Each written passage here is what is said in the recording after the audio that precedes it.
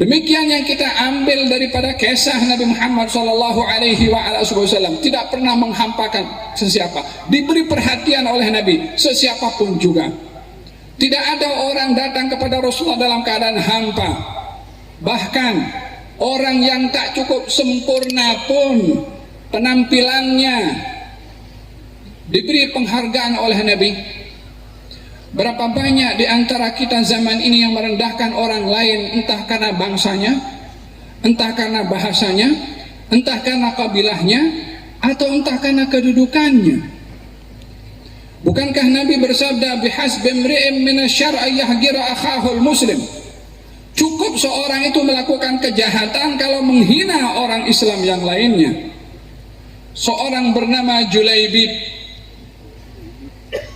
mukanya itu ada sesuatu di mukanya yang menyebabkan mukanya itu buruk atau tidak sempurna seperti wajah-wajah yang lain. Dan wajah ini adalah menjadi pandangan kepada orang. Julaibib salah seorang yang punya wajah, tapi wajahnya itu buruk, macam ada satu ketulan besar macam itu. Sahabat tidak kurang memberikan perhatian kepadanya. Nabi ketika dekat dengan Julaibib sadar kedudukannya itu dengan wajah seperti itu. Maka Nabi mengatakan sambil bergurau kepada Julaibib, ya Julaibib, kamu nanti akan saya nikahkan.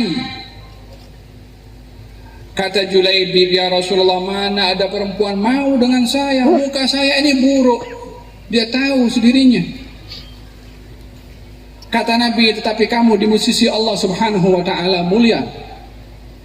Supaya kita belajar tidak menilai orang hanya dengan penampilannya. Seperti mana ayat yang saya bacakan tentang kisah al-munafiqin yang dikecam oleh Allah Subhanahu wa ta'ala. Wa idza ra'aitahum tu'jibuka ajsamuhum wa yaqulu tasma' liqaulihim. Golongan kaum munafikin, kalau kamu tengok, lihat kepada dia, macam segan penampilannya, pakaiannya, mungkin dengan macam-macam yang atributnya mungkin. Kalau berbicara kamu dengar, tapi mereka musuh, kata Allah Subhanahu wa ta'ala. Ini Julaibib sederhana, tahu dirinya dengan anugerah yang diberikan oleh Allah seperti itu. Dia tak komplain kepada Allah. Dia tidak mengatakan, ya Allah, kenapa engkau bagi muka aku buruk, orang lain tidak. Dia tidak membandingkan apa yang ada pada dirinya dengan apa yang ada pada orang. Dia tahu Allah itu tidak menjadikan sesuatu kecuali dengan hikmah dan pengetahuan. Maha suci Allah. Untuk ciptakan sesuatu tak ada hikmahnya, mustahil. Kalau orang bikin mobil itu satu skru saja ada fungsinya. Ayo Allah ciptakan alam ini, ada yang tidak bermanfaat kan? Afa hasibtum annama khalaqnakum abathan wa annakum ilaina la turja'un? Kamu mengira aku ciptakan kamu sia-siakan? Demikian Allah Subhanahu wa ta'ala berfirman. Julaibib beriman, yakin, tahu keadaannya walaupun tidak sempurna seperti orang lain. Ya, Allah tidak memberikan kekurangan kepada seseorang pada satu bahagian kecuali diberi kelebihan pada bahagian yang lain. Julaibib mengatakan, ya Rasulullah, siapa yang mau sama saya? Saya ini laki-laki yang buruk, tak ada perempuan yang mau kawin dengan saya. Kata Nabi, tapi kamu di sisi Allah mulia. Nabi jumpa dengan satu orang sahabat, ada anak perempuan janda. Kata Nabi, saya mau meminang anak perempuan kamu. Lelaki itu gembira dan senang karena menyangka yang meminangnya adalah Rasulullah. Siapa tidak mahu untuk menjadikan Rasulullah menantunya? Nabi melihat kegembiraan pada wajah lelaki itu. Nabi mengatakan, bukan untuk saya, tapi untuk Julaibib. Si ayah pun kenal dengan Julaibib. Si ayah tarik balik kata-katanya tadi setelah mengatakan ahlan wa sahlan. Katanya, saya kena tanya dengan saya punya istri. Kata Nabi, silahkan balik ke rumahnya, jumpa dengan istrinya. Katanya, wahai istriku, tadi Rasulullah meminang anak kita. Istrinya gembira karena disangka yang meminangnya adalah Rasulullah. Melihat si suami kegembiraan istri, kata suaminya, bukan untuk Rasulullah, tapi untuk Julaibib, bertukar pula si istri. Mereka berdua berbual, tak akan kita nak kawinkan kita punya anak dengan lelaki yang seperti itu, yang wajahnya tidak handsome, yang ada begini, yang ada begitu. Memanglah hak kepada setiap orang untuk mengiyakan atau menidakkan. Tapi permasalahannya, yang meminang ini Rasulullah. وَمَا كَانَ لِمُؤْمِنٍ وَلَا مُؤْمِنَةٍ إِذَا قَضَى اللَّهُ وَرَسُولُهُ أَمْرًا أَن يَكُونَ لَهُمُ الْخِيَرَةُ مِنْ أَمْرِهِمْ. Tidak seharusnya seorang beriman laki-laki atau perempuan, kalau Allah dan Rasulnya sudah menentukan, tak ada lagi pilihan, hanya pilihan Nabi saja, Allah dan Rasulnya sahaja, tidak ada pilihan yang lain. Maka mereka berdua suami istri berbual, macam mana kita nih, nak terima tak nak terima, terima tak nak terima. Alhasil sampai kepada satu kesimpulan, tidak mau menerima. Tujuannya baik, memang tidak mau menikahkan anak perempuannya dengan lelaki yang wajahnya tidak disukai. Kan memang betul, orang mau kawin mau cari yang handsome kan, yang laki mau cari yang sempurna juga. Maka perbincangan antara suami istri didengar oleh anaknya di belakang kamar. Anaknya keluar, mengatakan kepada orang tuanya, ayah dan ibunya, kamu sampai hati untuk mengatakan tidak kepada Rasulullah? Syuf, perempuan masih muda, salehah,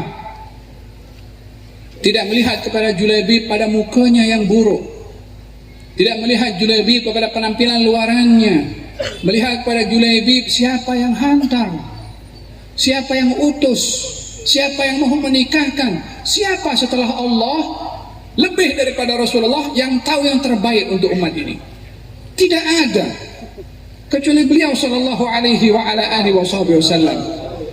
Wanita tadi, seorang pemuda tadi yang tahu ini datang daripada Rasulullah, yang datang daripada Rasulullah datangnya daripada Allah, pencipta segala-galanya. Kalau orang berkahwin itu mau cari kebahagiaan, siapa yang bagi kebahagiaan kalau bukan Allah? Kalau orang berkahwin ingin mendapatkan keharmonian, siapa yang akan menganugerahkan keharmonian kalau bukan Allah? Kalau orang berkahwin ingin mencari ketentraman dalam rumah tangga, siapa yang akan memberikan ketentraman kalau bukan Allah? Wanita tadi tahu yang menghantar adalah Rasulullah, dan Rasulullah adalah wahyu. Ketika mengatakan sesuatu, maka katanya, kamu ada hati ke untuk tolak permintaan Rasulullah? Saya terima pinangan Rasulullah, saya terima untuk kawin dengan Julaibib. Melihat dengan iman dalam hati. Coba kita lihat bagaimana perkembangan perkawinan zaman kita sekarang antara laki-laki dengan perempuan. Sebelum berkahwin sudah pergi jalan ke sana dan juga ke sini. Katanya ingin supaya saling kenal dan tidak menyesal setelah berkahwin. Demi Allah, Allah tidak tahukah yang terbaik untuk pasangan setelah berkahwin, sehingga perlu untuk bersama, kenal dan jalan kemana-mana sebelum kawin? Allah tak tahukah? Tidak ada satu keselamatan lebih daripada keselamatan orang yang ikut syariat Nabi Muhammad SAW. Kalau dilarang oleh Nabi, maka ia tidak ada barakahnya kalau dilakukan. Maka perempuan tadi bersetuju dikahwinkan oleh Nabi bersama dengan Julaibib. Sehingga satu hari Nabi SAW datang seruan untuk jihad. Julaibib keluar daripada rumahnya pada hari-hari pertama perkahwinannya, masih suasana bulan madu. Sudah datang seruan untuk jihad, dia keluar. Dalam peperangan itu selesai berperang, baginda Rasulullah melihat para sahabat-sahabatnya.